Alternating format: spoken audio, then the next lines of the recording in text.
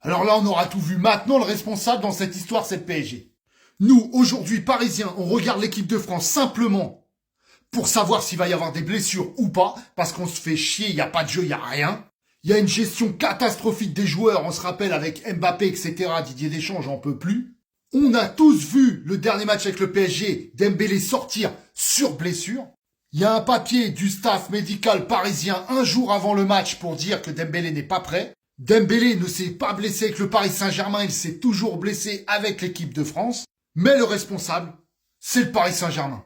Heureusement qu'ils ne sont pas juges ou avocats, ils t'expliqueront que c'est pas lui le responsable, c'est les gosses qui l'ont aguiché. Non mais sérieux, moi j'en peux plus. Qu'on dise que chacun a sa petite part de responsabilité, il n'y a pas de problème.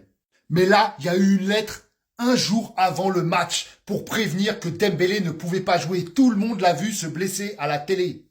Si le staff médical de l'équipe de France l'a trouvé apte à jouer, c'est eux les responsables. Si Didier Deschamps l'a mis dans un match où c'était pas nécessaire, c'est aussi responsable. Et pour les responsabilités, je les ai dit dans l'ordre. Parce que Didier Deschamps doit faire confiance aussi à son staff médical, même s'il a vu quand même qu'il a été blessé quelques jours avant. Bon voilà, maintenant pour en finir avec cette histoire, moi je vais vous donner ce que je pense être ma version des faits. L'équipe de France, avec Didier Deschamps et son staff, ont cru que c'était une blessure diplomatique comme beaucoup de clubs l'ont fait avant. Donc ils n'y ont pas cru. La lettre d'avertissement du PSG, pareil. Genre ouais on la connaît, tu vas pas nous la faire à l'envers. On va demander à Ousmane comment il se sent. Ousmane lui, il est pris entre le marteau et l'enclume.